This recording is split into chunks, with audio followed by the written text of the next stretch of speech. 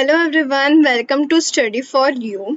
जैसे कि आपको पता होगा कि पिछले वीडियो में हमने क्लास बनाना देखा था कि क्लास कैसे बनता है, तो इस वीडियो में हम कंस्ट्रक्टर और डिस्ट्रक्टर यूज़ करना सीखेंगे एक प्रोग्राम में।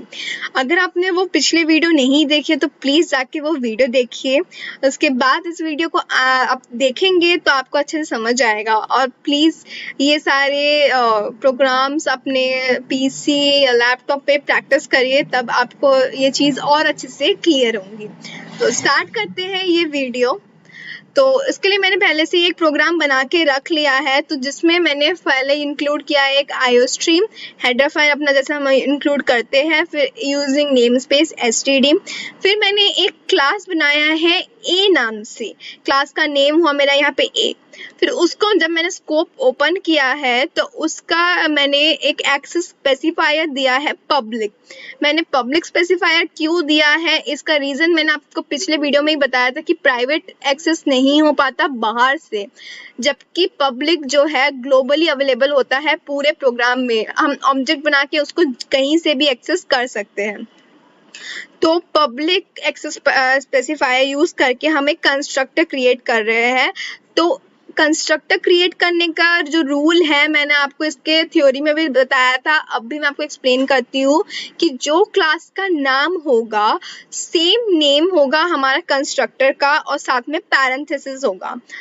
तो यहाँ पे मैंने डिफ़ॉल्ट कंस्ट्रक्टर का टाइप शो किया है, जिसमें मैंने सिंपली इसके अंदर सी आउट कंस्ट्रक्टर कॉल्ड डिस्प्ले कराया है। और जो हमारा डिस्ट्रक्टर मैंने यूज़ किया है उसमें जो डिस्ट्रक्टर यूज़ करने का जो रूल था कि ये भी सेम कंस्ट्रक्टर की तरह होता है। लाइक कंस्ट्रक्टर में क्या यूज़ करते हैं, क्लास का नेम, तो इसमें भी हम क्लास का नेम यूज़ करके उसके पहले एक टिडल लगाते हैं। टिडल लगा के क्लास का नेम यूज़ करके फिर पैरेंथेसिस लगाते हैं, तो वो हमारा डिस्ट्रक्टर होता है। तो बस ये टिडल का ही डिफरेंस है कंस्ट्रक्टर और डिस्ट्रक्टर में।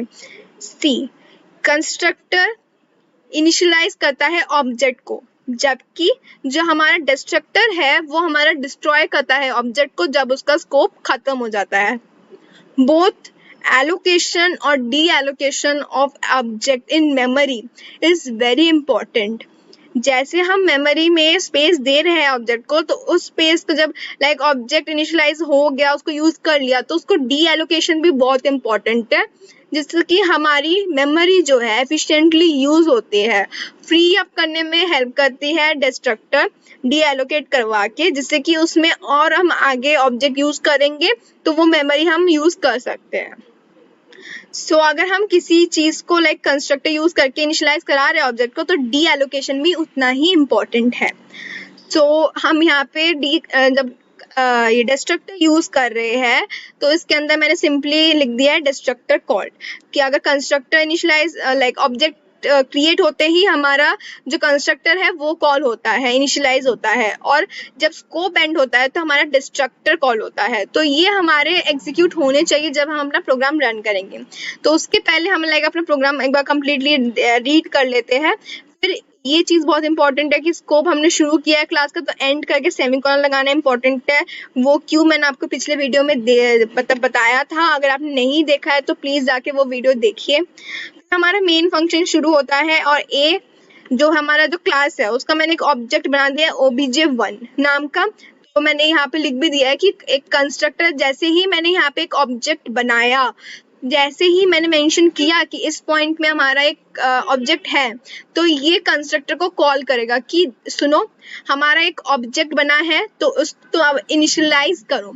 तो हमारा ये कंस्ट्रक्टर कॉल्ड होगा। कैसे होगा वो आप जब मैं आपको आउटपुट दिखाऊंगी रन करा के, तो आपको समझ आ जाएगा क्या हुआ।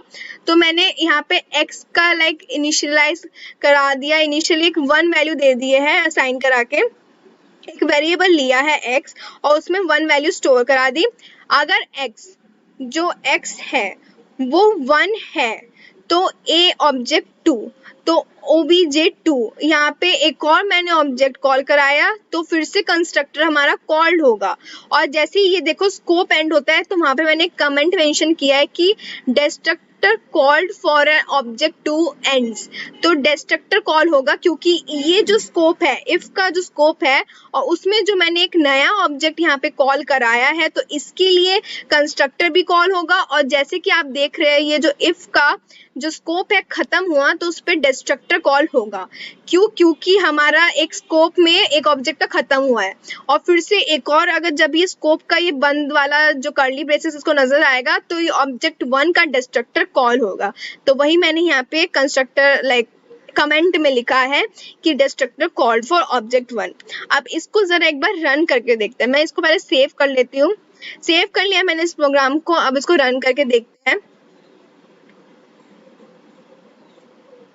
सी 2 बार आया constructor call, destructor call, destructor call. ठीक है, अब ये क्यों आया मैं आपको समझा दे रही हूँ कि पहले हमने क्या किया प्रोग्राम में, ऑब्जेक्ट 1 हमने क्रिएट किया तो ऑब्जेक्ट 1 क्रिएट करने पे हमारा इनिशियलाइज हुआ एक कंस्ट्रक्टर, तो उसके लिए आता है हमारा पहला ये कंस्ट्रक्टर कॉल्ड। फिर हम जैसे प्रोग्राम में आगे बढ़ते हैं, हमारा एक इफ वाला, आपको अगर याद हो इफ वाला हमने एक स्टेटमेंट लिखा था कि इफ एक्स, तो उसके अंदर हमने एक और ऑब्जेक्ट क्रिएट किया था तो उसका एक कंस्ट्रक्टर कॉल होगा। तो उसका एक कंस्ट्रक्टर कॉल हुआ तो उसका ये इसने डिस्प्ले करके दे दिया कि कंस्ट्रक्टर कॉल। अब जैसे ही वो इफ वाला स्कोप पहले बंद हुआ उसको एक क्लोजिंग कर्ली ब्रैकेट नजर आया, मतलब उसका स्कोप खत्म हुआ तो उसका डिस्ट्रक्टर कॉल हुआ। तो ये ऑब्जेक्ट 2 का डिस्ट्रक्टर है और ये जो डिस्ट्रक्टर है लास्ट वाला जो कॉल हुआ है वो ऑब्जेक्ट 1 का स्कोप खत्म होने पे। होप आपको ये समझ आया। इस वीडियो में मैंने आपको क्या समझाने की कोशिश की प्रोग्राम में कि कब कौन सा कंस्ट्रक्टर और डिस्ट्रक्टर कॉल्ड हुआ और किस लिए हुआ। बेसिक इसका यही आइडिया था, आपको मुझे यही समझाना था कि एक ऑब्जेक्ट जैसे ही डिक्लेयर होता है प्रोग्राम में तो हमारा कंस्ट्रक्टर कॉल होता है और जैसे ही उसको एक क्लोजिंग स्कोप, मतलब उसको अब उसका स्कोप खत्म होता है तो उसका डिस्ट्रक्टर कॉल होता है। सो यही था इस वीडियो में। हम अगले वीडियो में अपने सीरीज के एडवांस कंसेप्ट्स पे डिस्कशन करेंगे। Hope you like this video. अगर आपको ये वीडियो पसंद आएगी तो प्लीज लाइक बटन प्रेस कर दीजिए और शेयर करिए अपने दोस्तों के साथ। हमारे चैनल को सब्सक्राइब करना प्लीज मत भूलिएगा। अगले वीडियो में मिलते हैं। So till then bye.